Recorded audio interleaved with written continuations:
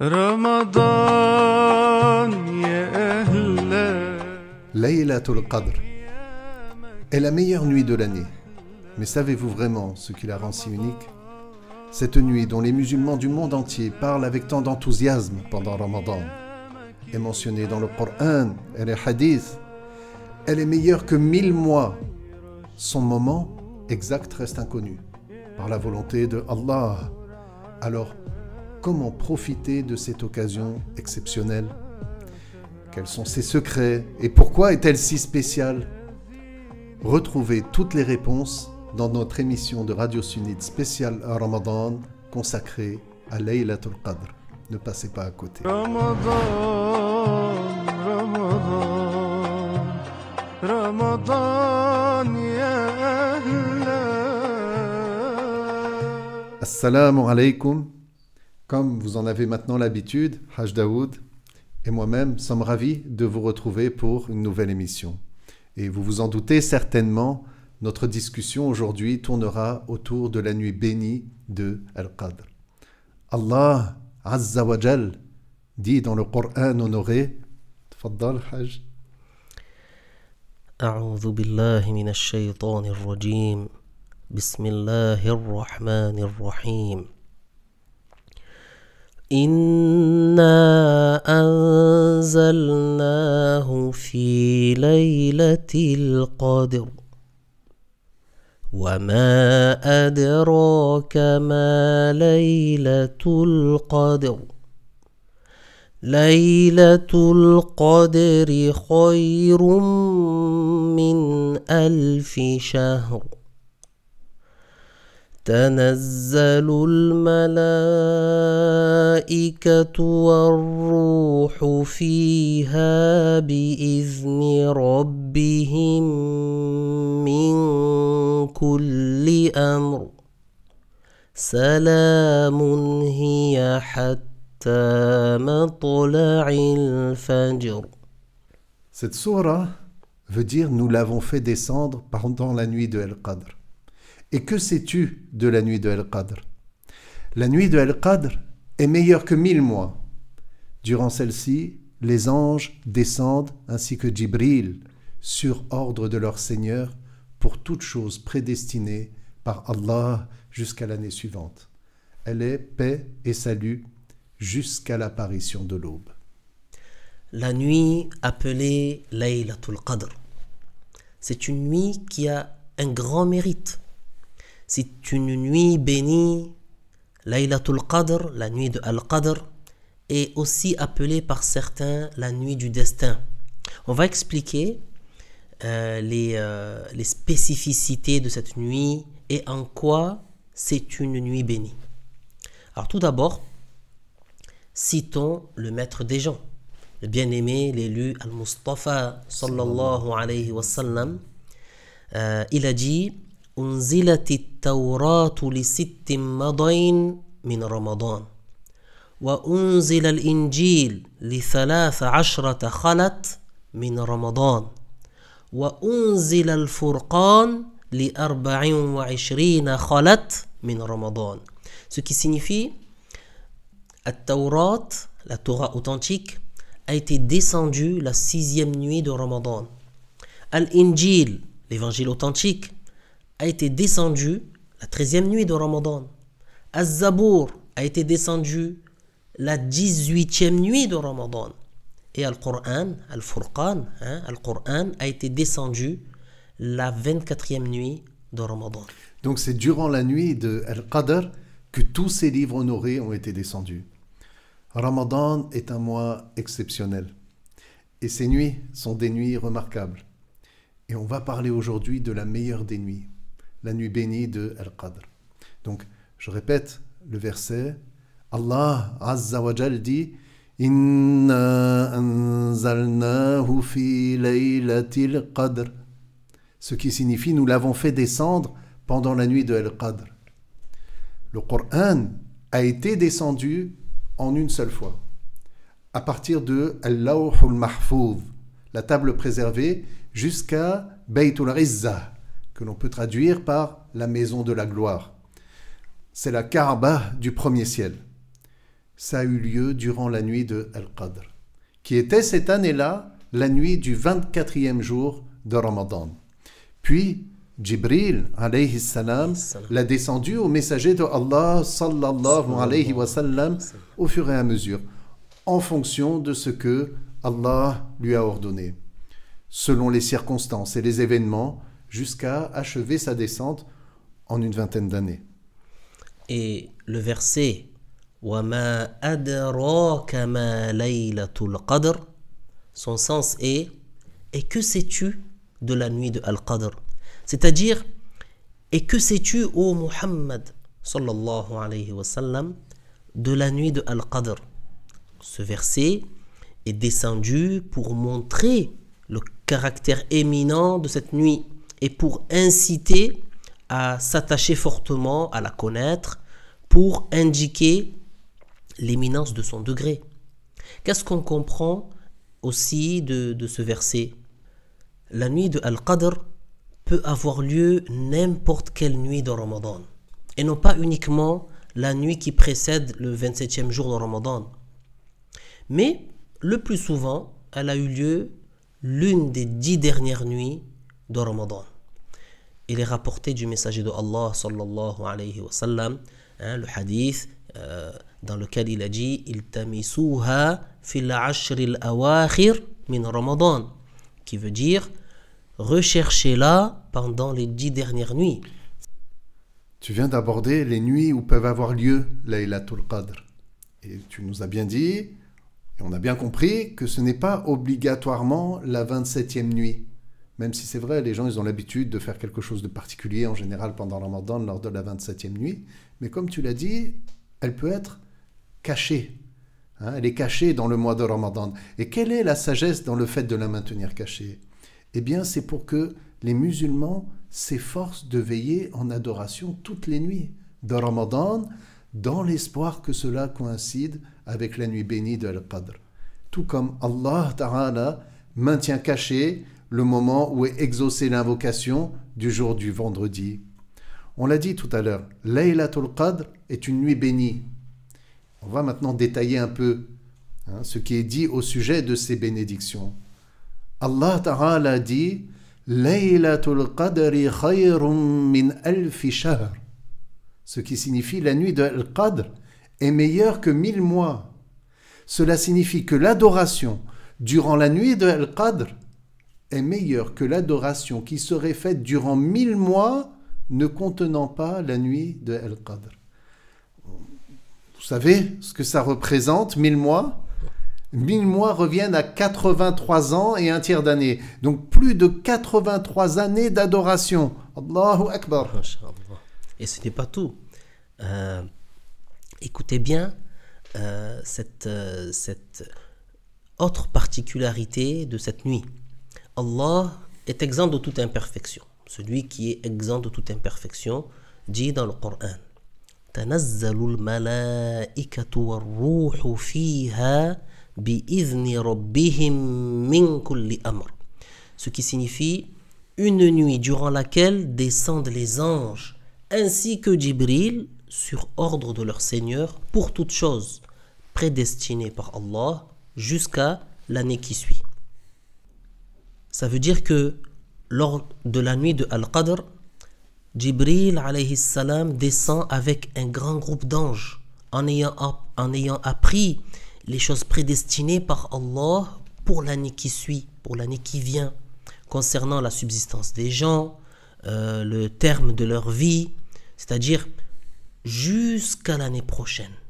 Parce que la nuit de Al-Qadr est la nuit pendant laquelle Allah Ta'ala fait savoir aux anges les choses qui auront lieu jusqu'à la nuit équivalente de l'année suivante. Et pour rebondir, en reprenant ce que tu viens de mentionner, je voudrais insister sur un point. Un autre verset, ce verset qui se trouve dans Surah Ad-Dukhan, confirme ce que tu viens de citer. Allah Ta'ala dit Inna anzalnahu fi laylatin mubarakah Inna kunna munzirin fiha yufraqu kullu amrin hakim. Ce verset signifie « Nous l'avons fait descendre durant une nuit bénie ». Certes, nous mettons en garde, durant cette nuit est annoncé aux anges tout ce qui est prédestiné jusqu'à l'année prochaine. Donc la nuit durant laquelle les anges auront connaissance de ce qui est prédestiné, c'est la nuit de Al-Qadr. Et la signification de « Fiha yufaraqu kullu amrin hakim » c'est que Allah donne à connaître aux anges, durant la nuit de Al-Qadr, les détails de ce qui va se produire l'année qui vient jusqu'à l'année de Al-Qadr suivante. Autrement dit, les choses qui vont atteindre les esclaves, que ce soit la mort, la vie, la naissance, la subsistance et ce qui est de cet ordre, selon ce que Allah Ta'ala a prédestiné. Donc, les anges descendent. Durant cette nuit, ils descendent sur terre. Et le messager de Allah, sallallahu alayhi wa sallam, a dit à ce sujet إذا كانت ليلة القدر نزل جبريل في كبكبة أي جماعة في كبكبة من الملائكة يصلون ويسلمون على كل عبد قائم أو قاعد يذكر الله عز وجل فينزلون من لدن غروب الشمس إلى طلوع الفجر. Alors, ce hadith signifie lors de la nuit de Al-Qadr, Jibril alayhi salam descend avec un groupe d'anges. Pour toute personne debout ou assise, occupée à évoquer Allah, ils implorent la miséricorde de Allah en sa faveur et la saluent. Ils descendent à partir du coucher du soleil et restent jusqu'à l'apparition de l'aube. Et puisqu'on parle des anges, je rappelle que les anges sont des êtres créés de lumière. Ils ne mangent pas, ne boivent pas, ils ne dorment pas, ne se reproduisent pas. Les anges sont ni mâles ni femelles. Ils ne désobéissent pas à Allah en ce qu'il leur ordonne et font ce qu'il leur est ordonné de faire. Tu as bien fait, c'est très important de rappeler cela. Mais revenons aux bénédictions particulières de cette nuit. Allah Ta'ala dit Salamun hiya hatta matla'il fajr. Ce qui signifie elle est paix et salut jusqu'à l'apparition de l'aube. Donc la nuit de Al-Qadr est une paix, un salut et une source de bénédiction pour les awliya, en français on dit les saints agréés de Allah, et pour les croyants qui lui sont obéissants. De plus, durant cette nuit, ça c'est très important, le shaitan ne peut pas faire de tort ou nuire aux gens. Et cette paix demeure jusqu'à l'apparition de l'aube.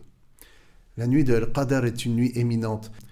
Et pour souligner les grâces de cette nuit, citons ce que le messager sallallahu alayhi wa sallam a dit.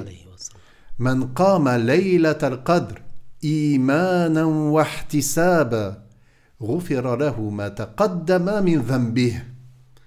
Cette parole, elle est rapportée par Al-Bukhari et Muslim.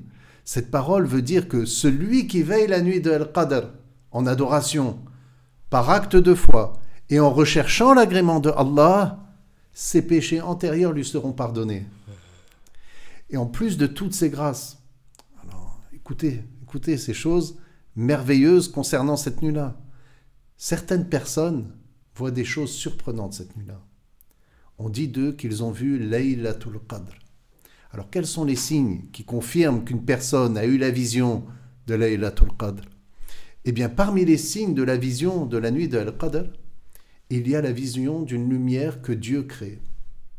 Une lumière qui est différente de la lumière du soleil, de la lune ou de l'éclairage électrique. Il y a aussi la vision des arbres en prosternation. Il y a parmi ces signes un lever de soleil très doux le lendemain matin et également le fait d'entendre la voix des anges, peut-être pour certains de leur serrer la main ou de les voir sous leur véritable aspect avec des ailes, avec 2, 3, 4 paires d'ailes. Après, s'ils prennent l'apparence d'humains, ce sera sous une apparence masculine et, comme on le sait, sans appareil génital, pas sous une apparence féminine. Et j'aimerais rajouter un détail concernant la vision de Laylatul Qadr. Comme tu viens de le dire, celui qui aura vu l'un des signes de la nuit de Al-Qadr à l'état d'éveil, on dit que la vision de la nuit de Al-Qadr est confirmée pour lui. Maintenant, qu'en est-il de celui qui voit ces signes, mais dans le rêve? Eh bien, le fait de voir ces signes, ou certains de ces signes, dans le rêve, cela indique un grand bien. Mais cela n'a pas la même éminence que de la voir à l'état d'éveil.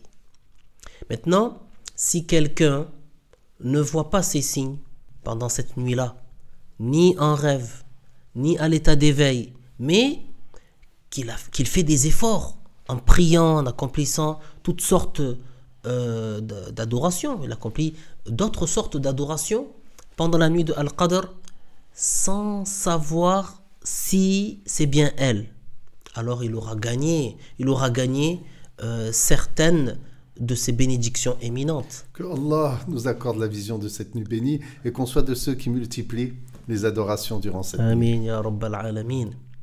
Maintenant, beaucoup de personnes se demandent ce qu'il faut faire si jamais on arrive à voir un de ces signes de cette nuit de Al-Qadr, et que faire pour ne pas manquer les bénédictions. Eh bien, notre dame Aïcha, que Dieu l'agrée, a demandé au prophète sallallahu alayhi wa sallam, elle lui a dit: Ya Rasulallah, ô messager de Allah, si je réussis à reconnaître la nuit de Al-Qadr, que puis-je dire?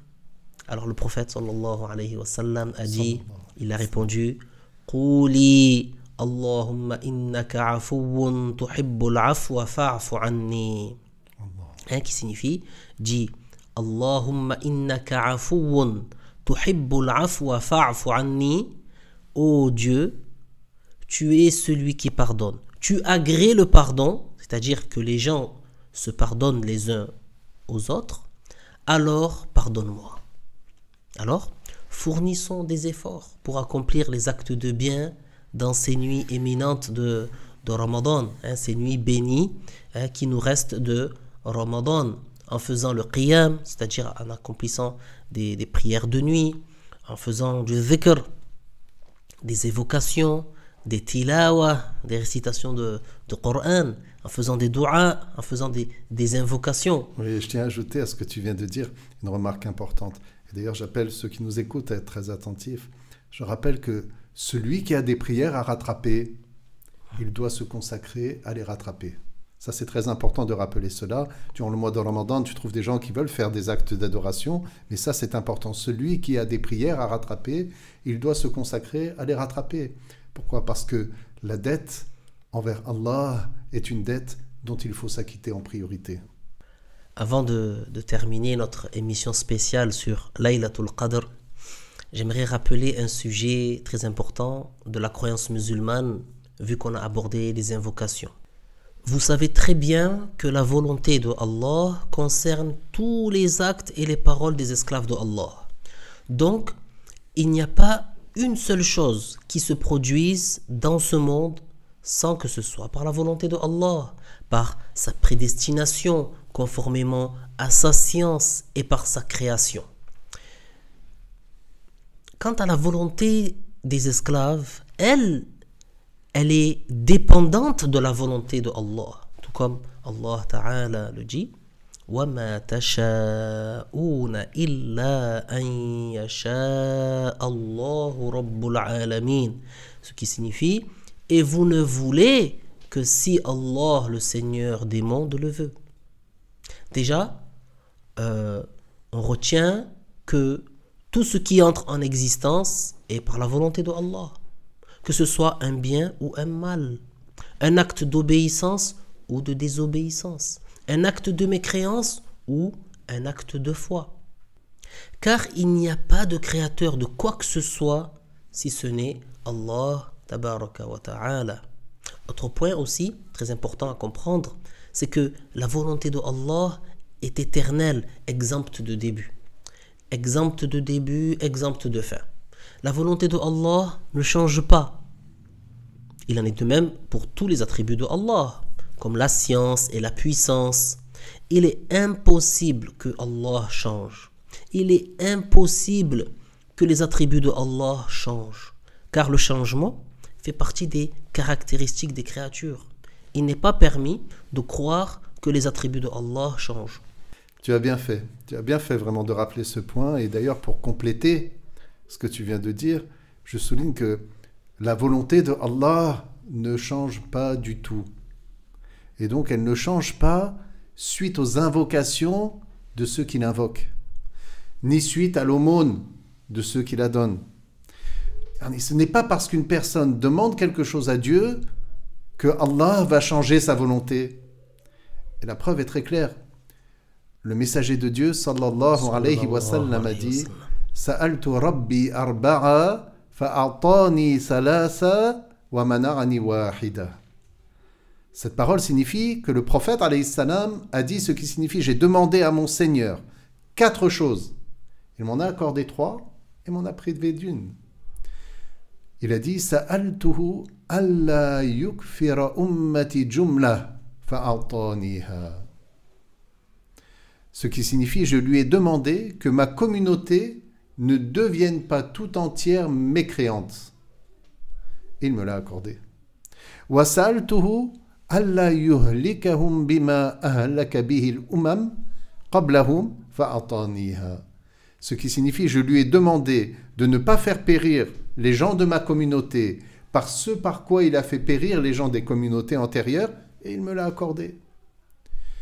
وَسَأَلْتُهُ أَلَّا يُظْهِرَ عَلَيْهِمْ غَدُوًّا مِنْ غَيْرِهِمْ فَيَسْتَأْصِلَهُمْ فَأَعْطَانِيهَا. Ce qui signifie, je lui ai demandé qu'il n'accorde pas la victoire à un ennemi extérieur de sorte qu'il les extermine, et il me l'a accordé. وَسَأَلْتُهُ أَلَّا يَجْعَلَ بَأْسَهُمْ بَيْنَهُمْ فَمَنَعَنِيهَا. Ce qui signifie, je lui ai demandé qu'il fasse qu'il n'y ait pas des guerres entre eux, et il m'en a privé. Et Muslim a rapporté de Thawban ce hadith du prophète, alayhi salam, qu'il a dit « Sa'altu Rabbi salasa fa'atani sintain wa mana'ani wahida » Ce qui signifie « J'ai demandé à mon Seigneur 3 choses. Il m'en a accordé 2 et m'en a privé d'une. » Et dans une des versions du hadith, il dit « Qala li ya Muhammad » Inni idha qadaytu qada'a fa innahu la yurad. Ce qui signifie, il m'a dit, ô Muhammad, ce que je prédestine ne sera pas changé. C'est vrai que c'est une preuve claire que la volonté de Allah subhanahu ne change pas par le fait que les gens fassent des invocations, même si c'est le prophète sallallahu alayhi wa sallam lui-même qui demande une chose. En fait, il faut retenir que n'aura lieu que ce que Allah a prédestiné et voulu de toute éternité. Si Allah avait dû changer sa volonté en raison de l'invocation de quelqu'un, il l'aurait changé pour celui qu'il a élu, sallallahu alayhi wa sallam. Mais le changement est impossible au sujet de Allah et de ses attributs. Regardez, nous, on fait des invocations. Si la volonté de Allah est de nous accorder ce qu'on demande, il nous l'accordera. Et que l'on obtienne ce qu'on demande ou pas, on aura la récompense de l'invocation, incha'Allah ta'ala. Nous faisons les invocations par obéissance à Allah, pour avoir la récompense. Et il se peut aussi que notre invocation soit la cause prédestinée par Allah pour obtenir ce qu'on demande. Mais la volonté de Allah est exempte du changement, elle ne change pas. Telle est la croyance des gens de la vérité. La croyance du messager de Allah sallallahu alayhi wa sallam, la croyance des compagnons et de ceux qui sont venus après eux et qui les ont suivis correctement. Bien. Pour conclure cette émission sur Laylatul Qadr, rappelons également que le prophète sallallahu alayhi wa sallam a souligné l'importance de veiller cette nuit en prière, en invocation et en actes de bien divers par recherche de l'agrément de Allah. Et comme on ne sait pas quand a lieu Laylatul Qadr, eh bien il faut qu'on se dise chaque nuit qui reste de Ramadan, c'est peut-être cette nuit. Donc je ne peux pas laisser passer cette nuit sans faire des adorations. Enfin, je m'adresse à toi, toi qui nous écoutes. Il ne reste que quelques jours de ce mois béni de Ramadan et nous allons bientôt lui dire adieu. Nos cœurs sont lourds et les larmes coulent des yeux des adorateurs. Ceux qui veillent la nuit à évoquer Allah, de ceux qui se détachent de ce bas monde pour se consacrer à l'amour de leur Seigneur, Tabaraka wa Ta'ala. Alors, faisons nos adieux à ce mois béni en passant les nuits qui restent dans l'adoration, l'obéissance et la récitation du Coran, en particulier cette nuit du 27 de Ramadan. Cherchons la nuit de Al-Qadr en accomplissant des prières dans nos mosquées, une salle de prière, et continue à suivre notre programme spécial Ramadan pour approfondir tes connaissances de la religion et œuvrer pour devenir un meilleur musulman, Inch'Allah. Wa barakallahu fikum. Wassalamu alaykum wa rahmatullahi ta'ala wa barakatuh. رمضان رمضان رمضان